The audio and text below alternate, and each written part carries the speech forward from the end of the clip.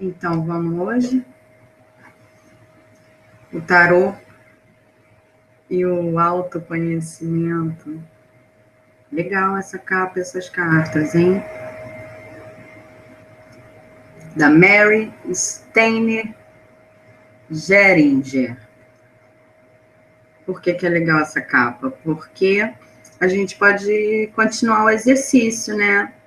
Fingindo que a gente está tirando cartas. A capa desse livro traz a força e a estrela. Duas cartas. Legal pensar e fazer uma leitura sobre elas. E esses desenhos, se eu não me engano, é o marido da autora do livro que fez. A Mary é psicóloga suíça. E nesse livro ela traz as disciplinas esotéricas e psicológicas do Oriente e do Ocidente. Vamos ver quais são elas.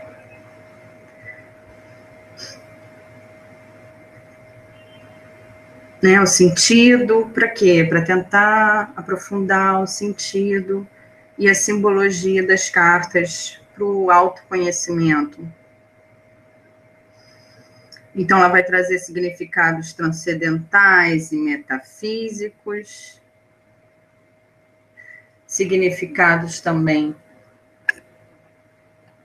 que ela chama da alma, como se fossem as aptidões, virtudes e capacidades, né, que cada arcano pode apresentar, e também advertências, como se fossem conselhos, avisos ou cuidados. Então, é um estudo bem legal sobre o tarô, sobre os arcanos, para tentar fazer a leitura das cartas e o movimento de cada um. E aí volta o inconsciente, aquilo que está dando margem para a gente seguir nesse estudo no campo da psicologia. Eu vou fazer isso mais para frente. Então, o tarô como uma ferramenta para acessar o inconsciente e nos livrar das cadeias restritivas do consciente. Poxa, que briga entre inconsciente e consciente. Manifestação de um sentido mais profundo a partir disso, que seria acessando o inconsciente. E isso é possível ainda mais se você se decidir pela ajuda que as cartas podem te oferecer.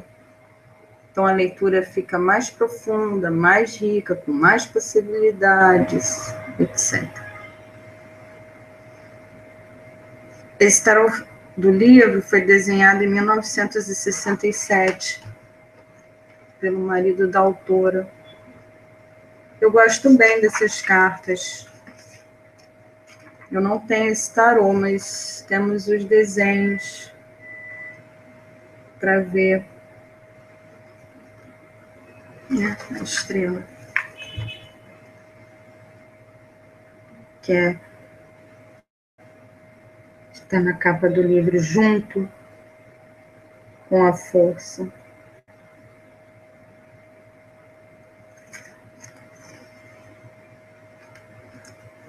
Bom, então a autora, ela diz que esse estudo é resultado dos estudos dela na biblioteca do Museu Guimet, em Paris,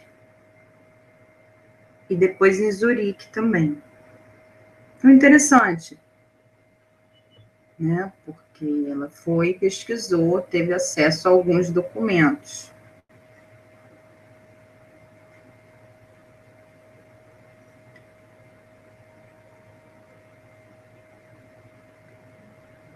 Então, vai aparecer os símbolos, os âmbitos de utilização de cada arcano, o significado geral, cosmológico, cabalístico, alquímico e franco-maçônico de cada carta. Ela vai mostrar essas diferentes vertentes de faces de leitura de cada arcano, dos 22, no caso. Ela não trabalha os arcanos menores.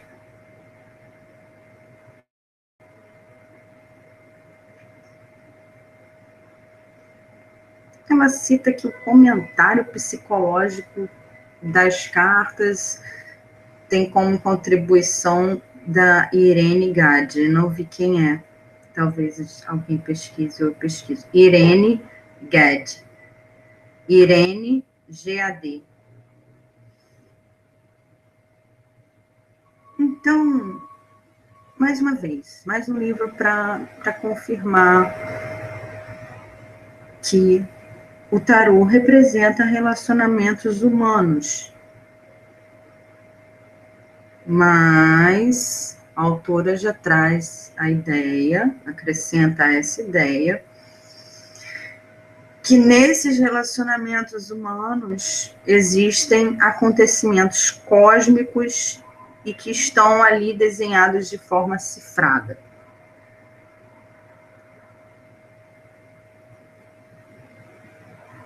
E a questão das figuras, né? Serem atraentes e desencadearem uma série de associações e ideias.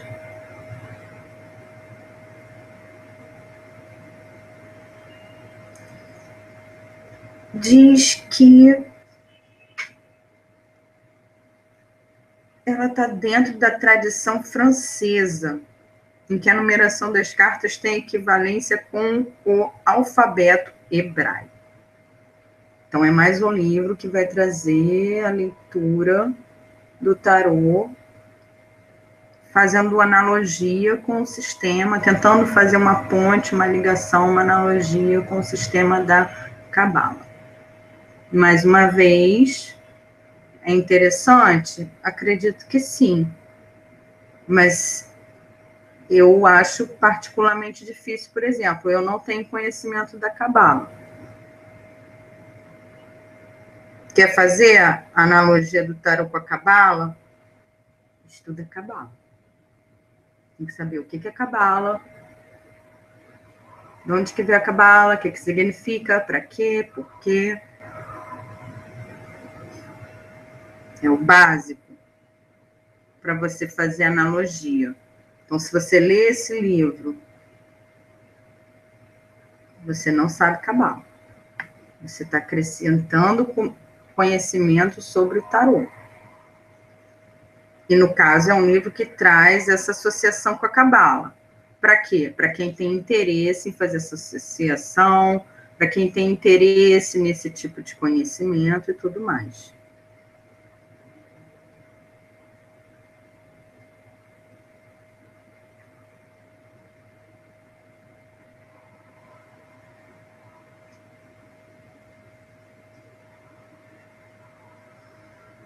Então, como esse assunto é controverso, o que ela fala?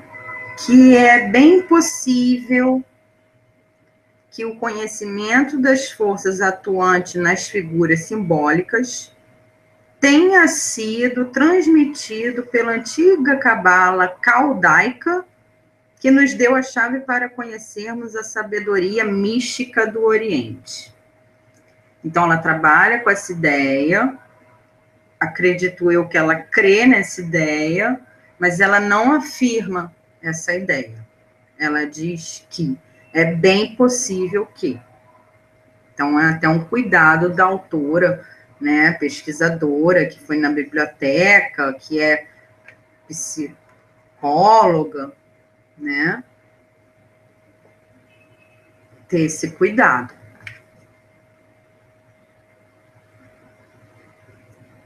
Então, que o tarô vai ajudar a fazer? Vai ajudar a nós vermos com precisão, e aí é uma questão minha, né? Que tipo de precisão? Uma precisão que usa consciência? É uma precisão que usa razão? Né? O que esses autores estão querendo dizer quando eles dizem sobre a precisão das cartas, ou ver com precisão? Então, o tarô como instrumento de ver com precisão a realidade que atua de duas formas. Uma sequência cíclica de conexões temporais e causais e lógicas, né? A realidade tem essa linha, mas a realidade também, segundo a autora, é feita por fenômenos acausais, que não têm uma causa, ou que não trabalham com a ideia de causa e efeito, partem de um centro atemporal e se movimentam na verticalidade através das conexões temporais e causais.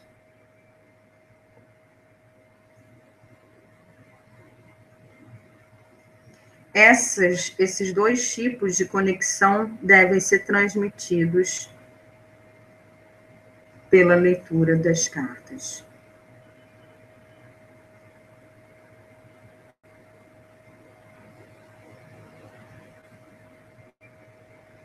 Então, as figuras do tarô, né, se você observar elas, pode perceber o quê? Despertam interesse, curiosidade, certas esperanças, receio, sensações que ativam o inconsciente e nos permite voltar no tempo e no espaço. Lembranças é voltar no tempo, por exemplo, e no espaço, de alguma forma. Né? E quem sabe talvez projetar um futuro, uma possibilidade de futuro. A psique se contempla nos arquétipos evocados. A nossa psique se contempla diante desses arquétipos. O que é psique?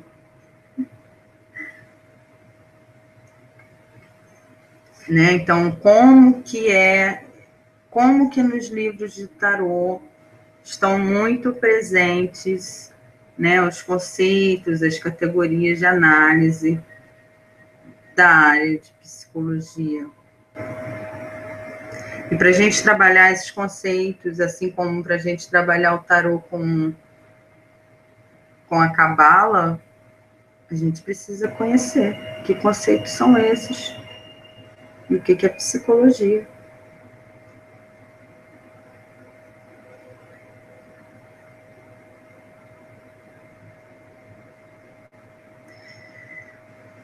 A autora coloca arquétipos como símbolos da organização divina, verdades inatas a cada ser humano. É complicado também.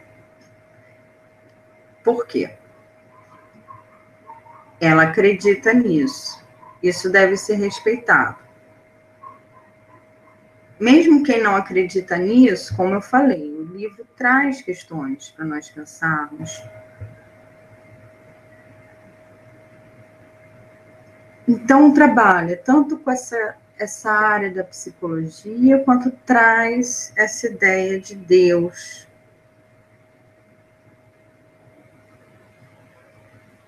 Divino. E aí misturar os arquétipos com a ideia do divino. Pode, claro. Claro que pode. Mas é bom a gente entender também o que é arquétipo, quem está falando de arquétipo, por que essa palavra aparece toda hora, de onde que tiraram esse arquétipo. A gente vai estudar isso mais para frente.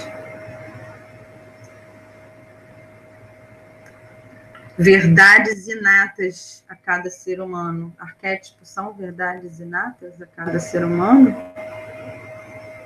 Vamos ver.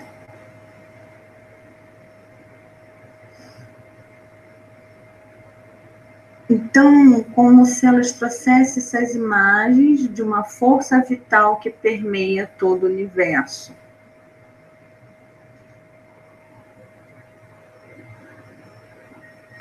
E, dependendo do indivíduo em questão, esses arquétipos vão mostrar conteúdos diferentes, né? Dependendo do contexto de quem está lendo o tarô, de quem está fazendo a pergunta para o tarô, aquela carta vai ser vista, vai ser interpretada e apresentada de uma maneira diferente. Aprofundar essa questão aí, o que é arquétipo? Que ideia é essa de arquétipo que ela está querendo trabalhar? O que é isso?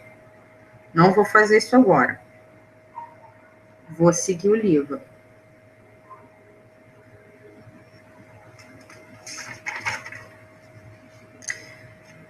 Então, é como se o conteúdo simbólico, e por isso a escolha de usar os símbolos, as imagens, esse tipo de linguagem, é como se esse conteúdo fosse um conteúdo que é apreendido pela intuição, pela nossa intuição, como se a nossa intuição conseguisse se comunicar com esta forma de conteúdo. E nos libertarmos de conceitos lógicos e generalizantes. Também vou discutir isso no futuro. Então, qual é o objetivo? Acessar o inconsciente pelo consciente. Mas o consciente não é umas algemas, não amarra? Então, eu vejo uma suave contradição aí na leitura da escrita da autora. Porque, ao mesmo tempo, o inconsciente é algo que é ele que dá acesso. Então, pelo menos tem uma frase onde ela diz isso.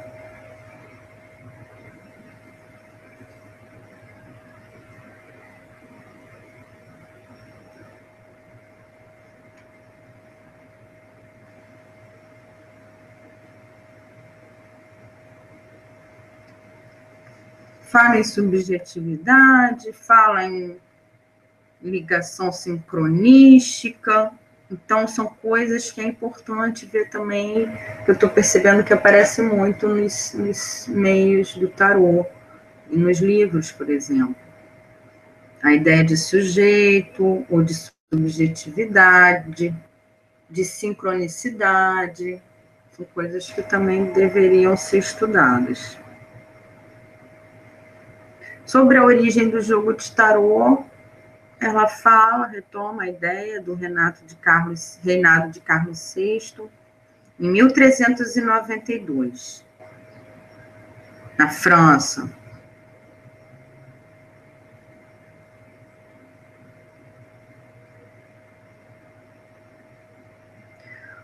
Outros documentos dizem que o tarô já era conhecido na Bélgica em 1379. Cartas de baralho provenientes dos sarracenos e denominadas naipe. Mas que em 1367, na Espanha, naipe. Como se naipe fosse uma palavra flamenca, caipe, derivada de papel, talvez. E que em 1329 um bispo proibiu monges e freiras de jogar tarô, ou de jogar as cartas, né?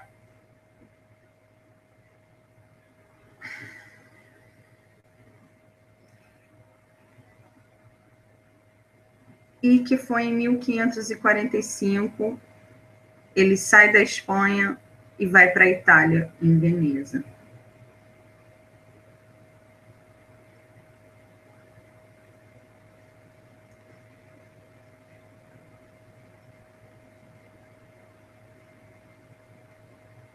Então, começa o quê? As interpretações dessas cartas. cartas. Ela cita Kurt de Gebelin.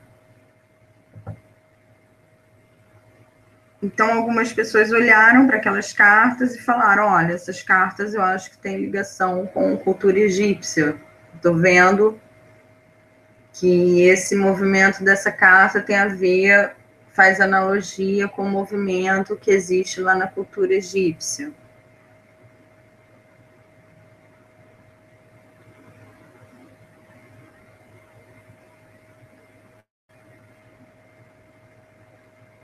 Um outro, no caso ele, mas não há evidências históricas no estudo dele, só essa percepção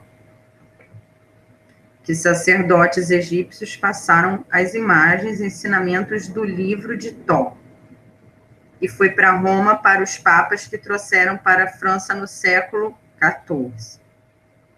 A conexão mística entre os arcanos com as 22 letras do alfabeto hebraico já foi feito pelo Conde de Melé, junto, né, ali naquele meio com Corte de Gebelin.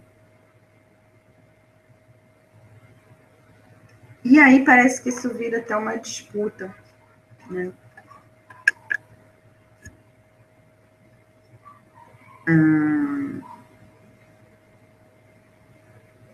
Em 2 anos, o Eteila publicou uma técnica de leitura para o tarô e popularizou o tarô e fez essa analogia também com a questão da origem egípcia, ou da linguagem egípcia presente no tarô, como se tivesse numa certa disputa com esse conte, com esse Corte de Gebelin.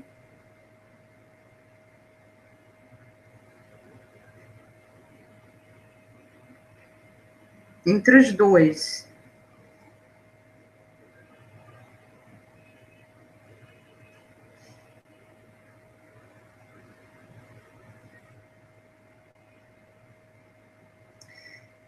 O Eteila foi o primeiro que publicou um livro de métodos de adivinhação em 1785 e falou que aprendeu com um italiano.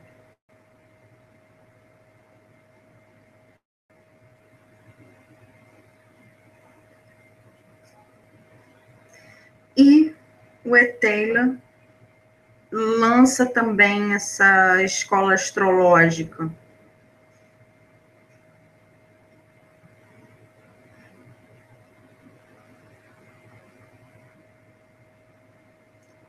Aquela mandala, mas acho que a mandala do Eteila é um pouco diferente da mandala que eu uso. Pesquisar mais sobre isso.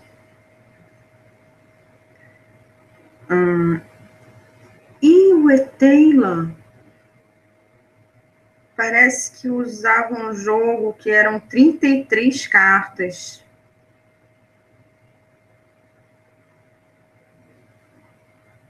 O Ás e as cartas de 7 a 10. Mais valete, mais dama, mais rei. Mais uma que representa o consulente.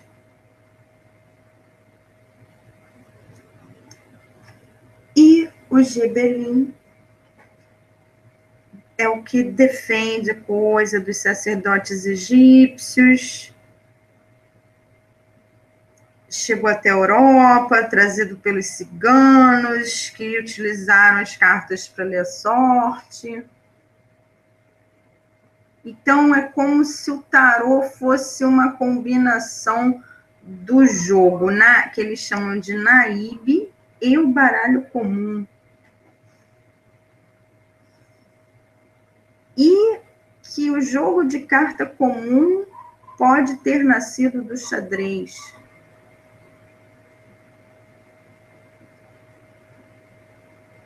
E há 3 jogos distintos de tarô, segundo a autora. Lombardo, ou veneziano, de 78 cartas, Bolognês, de 62 cartas, de Florença, com 97 cartas.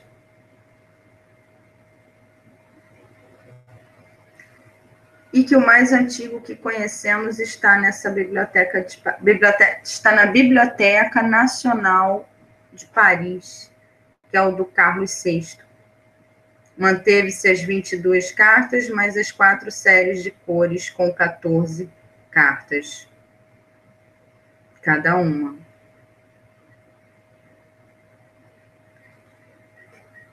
Bom, então volta a ideia do inconsciente, o acesso ao inconsciente por conta que a nossa consciência é limitada.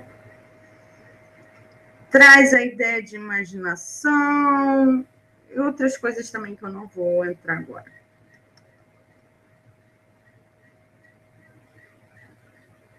E aí ela vem com uma parte dando dicas de como ler e interpretar as cartas.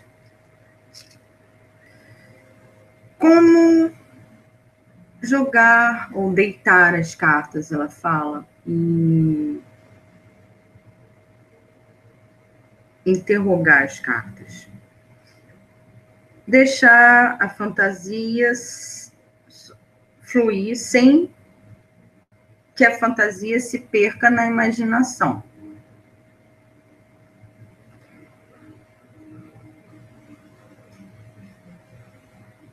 Podem ser úteis para meditação, assim como as mandalas dos hindus e dos tibetanos, ela compara. Sugere que deite as cartas nas segundas, nos sábados e nas quintas, porque esses dias da semana são regidos pelos astros favoráveis ao prognóstico, que são Lua, Saturno e Júpiter, segundo ela.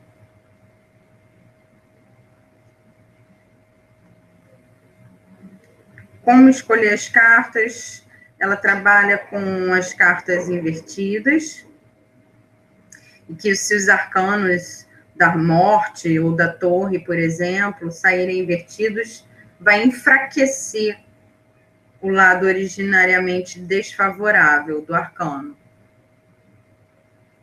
Ela cita 2 métodos de escolha, que é o método da manipulação, com as mãos, tira uma carta, e o método de escolha numérica, que é do Oswald Wirth, escolher um número de 1 a 22.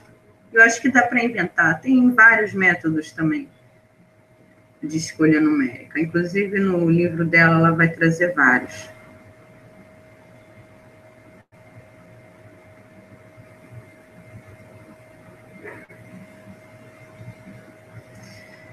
E aí ela vem com os exemplos de jogos e chama o jogo de 5 cartas. Afirmação, oposição, o juiz, o julgamento e no meio a síntese, que é a soma das outras 4, que é aquele jogo que eu conheço como peladão. Ela não fala também do peladão. Ela fala jogo das 5 cartas. Fala do jogo da grande estrela, que é um jogo de 7 cartas, do Winkelmann.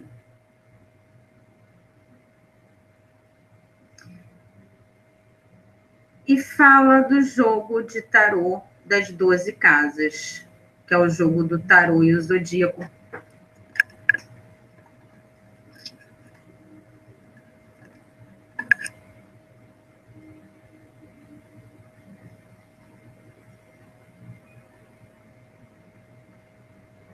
E faz uma analogia desse jogo com o jogo da árvore da vida, que trabalha com 10 casas e entra a questão da cabala e tudo mais.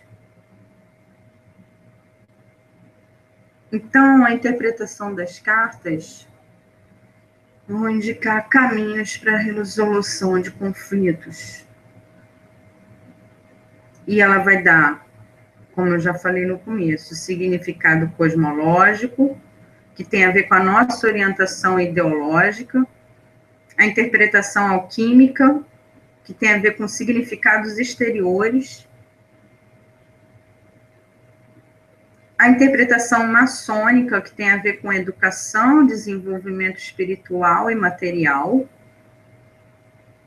E a interpretação do caminho da consagração, ela dá esses nomes, quando ela vai apresentar as cartas.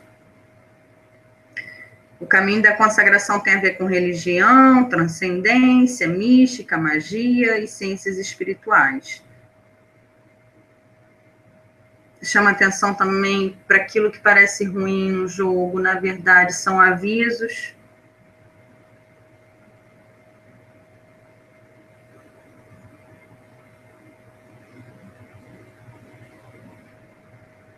Ela, além de ser psicóloga, é grafóloga.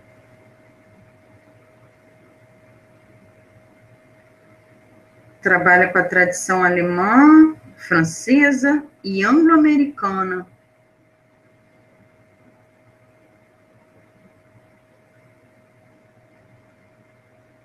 E essas diferentes escolas representam diferentes aspectos desse simbolismo.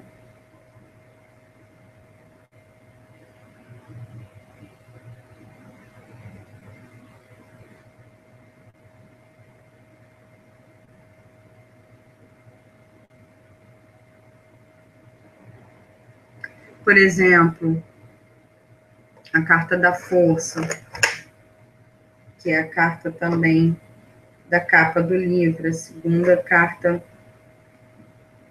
da capa do livro.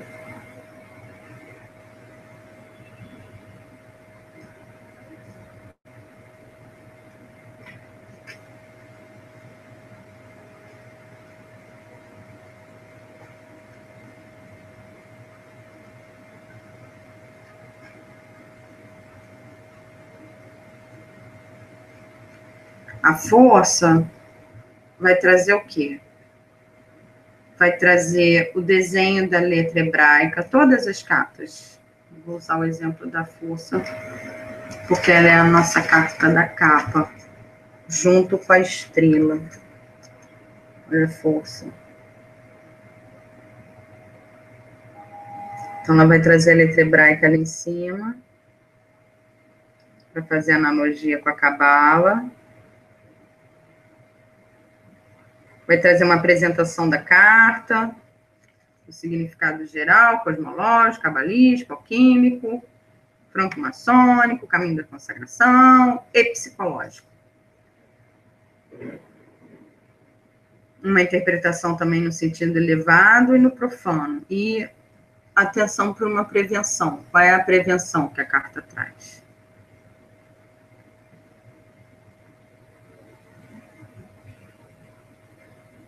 O significado também do simbolismo.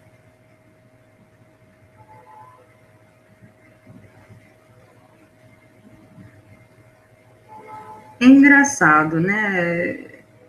Esses autores fazem essas analogias com os sistemas e tudo mais, mas ela chama atenção aqui para tomar cuidado com a mistura das leituras simbólicas, tipo a cristã e a cabalista.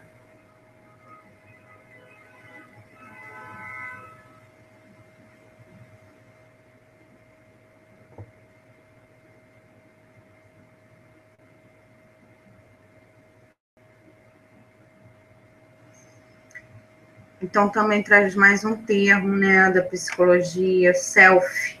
Vamos ver também o que é isso depois.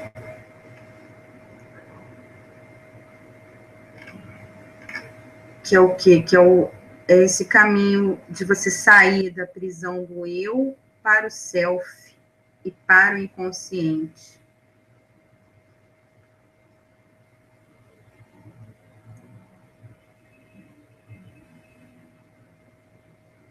E aí fala de ampliação da consciência. Então, uma hora fala que a consciência é uma marra, e depois fala da ampliação da consciência.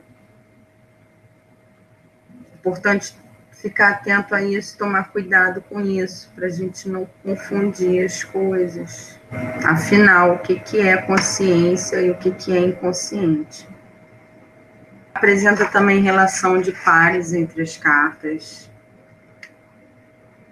de todos os arcanos, do 1 ao 22, do 0 ao 22, do 0 ao 21 ou do 1 ao 22?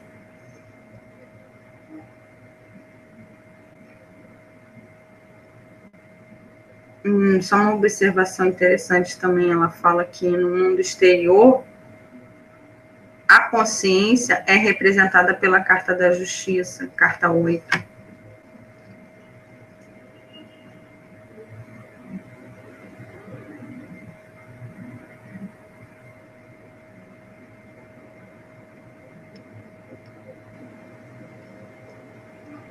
Então, faz bastante estudo também sobre as relações entre as cartas, as reciprocidades entre as cartas,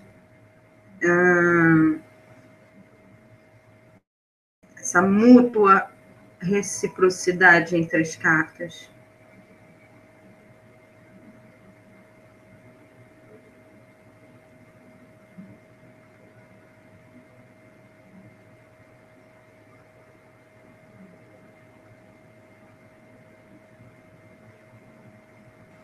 Comento também que imagens totalmente diferentes podem simbolizar a mesma coisa. Eu acho que isso traz a noção de que os símbolos são históricos também, né? A questão histórica e a questão cultural. Ao mesmo símbolo podem conter visões diversas também.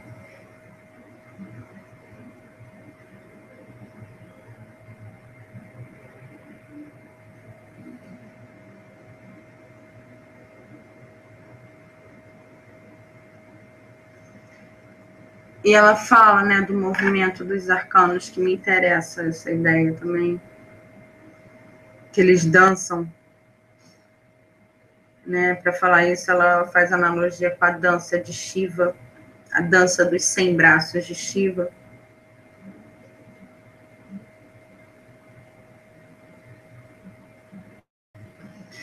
E que cada carta representa um arquétipo, ou seja, uma característica que é típica de uma máscara. Portanto, o rosto se modifica, torna-se radiante, ou amedrontador, ou consolador. Ou seja, a carta deixa de ser uma ideia e se torna um acontecimento. Essa parte é bem interessante, ela não aprofunda isso, mas é algo que é legal de aprofundar. A gente vai ver isso também mais para frente. Comenta que numa figura nua, numa carta, representa uma verdade explícita que inclui o tempo, que inclui o impulso instintivo do homem, e uma vestida indica construções intelectuais, uma posição na comunidade. Engraçado que a carta da capa, uma está vestida e a outra está exposta. A força e a estrela. Legal fazer a leitura delas duas, hein?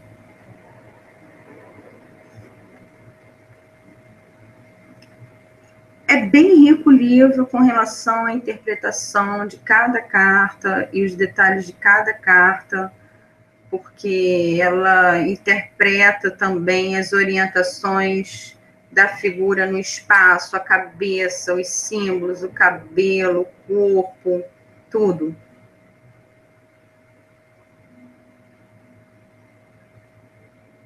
Uma boa interpretação.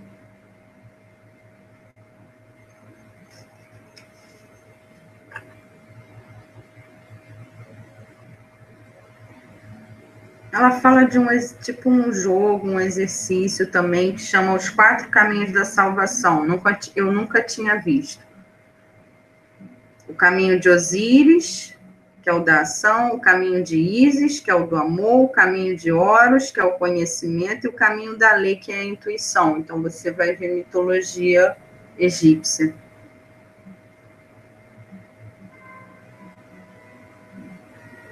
Então, ela trabalha bastante também com os agrupamentos e as relações entre as cartas.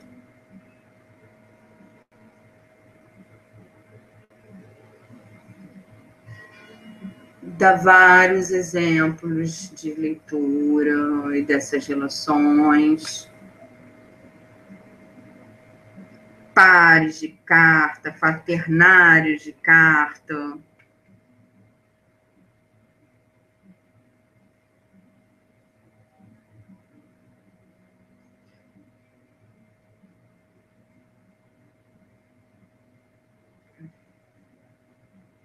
Entra na parte da Cabala, que o ensinamento secreto dos judeus encontra-se no tarô, que a Cabala foi recebida pelos hebreus através dos caldeus.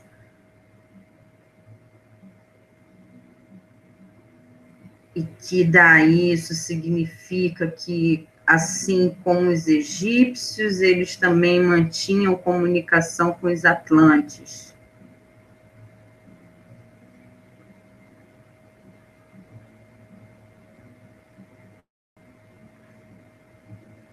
Fala bastante das cores das cartas também. Do consciente, inconsciente. Dentro dessa parte da Cabala.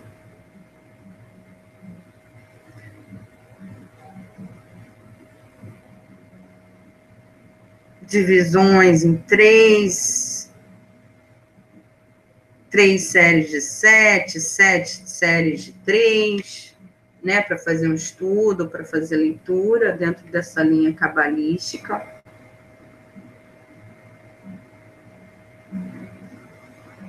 Numa parte do livro ela explica sobre os símbolos geométricos, planetas, cruzes, os 4 elementos, as cores também, o significado de cada um e de cada uma.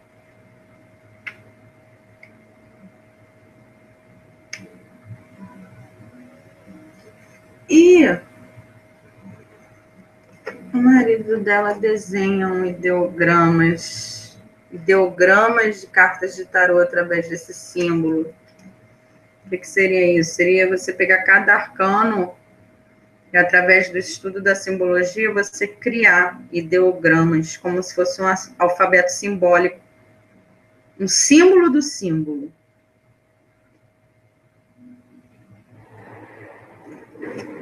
Para você criar um tarô simbólico, um alfabeto simbólico do tarô.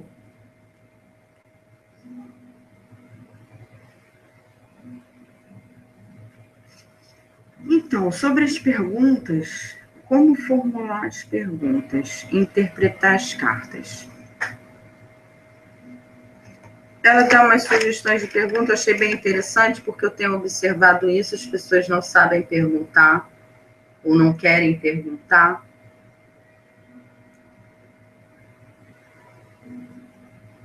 Você está diante de um oráculo, vamos supor. Um oráculo pode te responder qualquer coisa, você pode perguntar para qualquer coisa para ele. E as pessoas perguntam, fulano está afim de mim? É legal, você pode perguntar isso, mas você está diante de um oráculo. Você está diante de algo que pode te responder perguntas difíceis.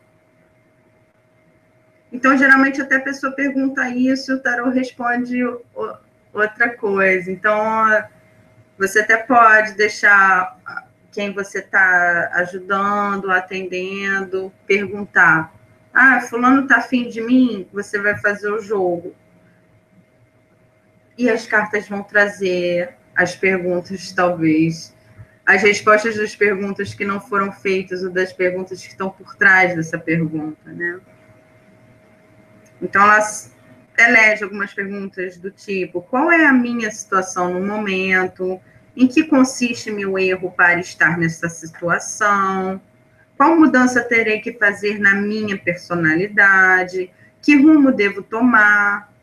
O que se exige de mim, a fim de que essa mudança traga um resultado positivo? Olha como é que muda, né, a pergunta. E, na verdade, permanece a pergunta que você quer saber se o fulano vai ficar com você ou não, mas de uma forma mais profunda. Então, também não é você não perguntar se o carinha quer ou não quer. Você pode perguntar, mas você pode aprofundar isso. Isso vai aparecer, vai virar um detalhe dentro do que é mais importante. Mas vai aparecer, vai estar lá. Então, só essa percepção de enxergar além já é bem bom.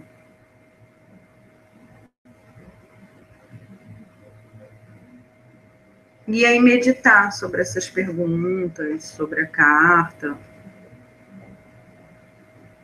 Tem um jogo também de 7 cartas, chama A Pequena Ferradura. Ela diz que é para situações em que atuam fatores desconhecidos. Tem também um jogo de cartas dispostas em forma de 8. 9 cartas.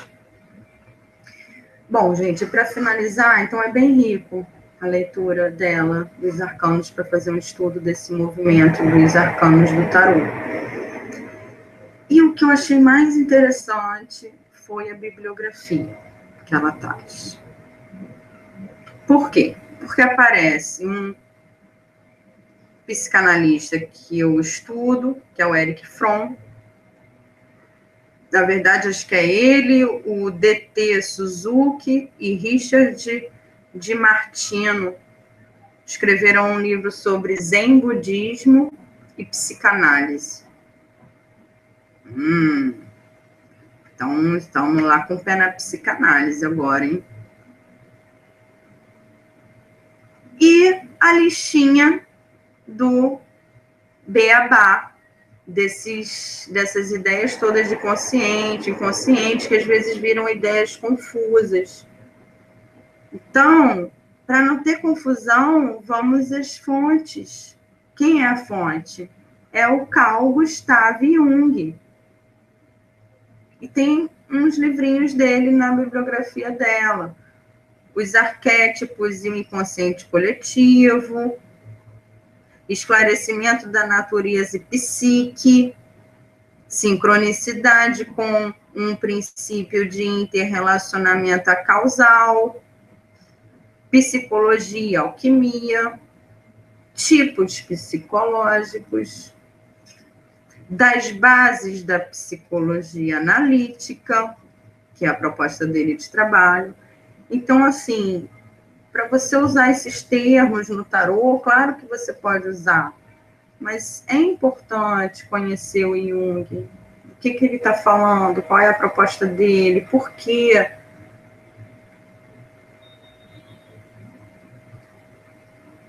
Vamos estudar o Jung.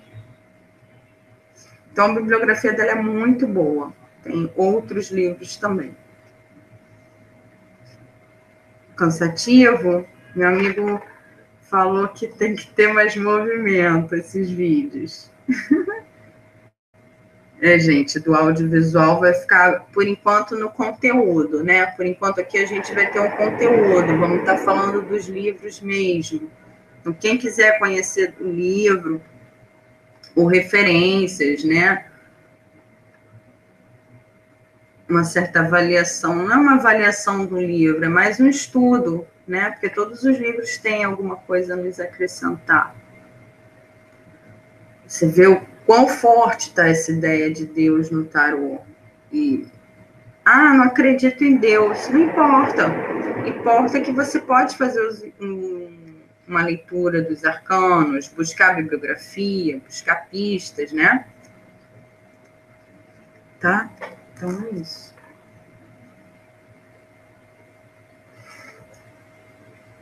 Olha ela. Mary.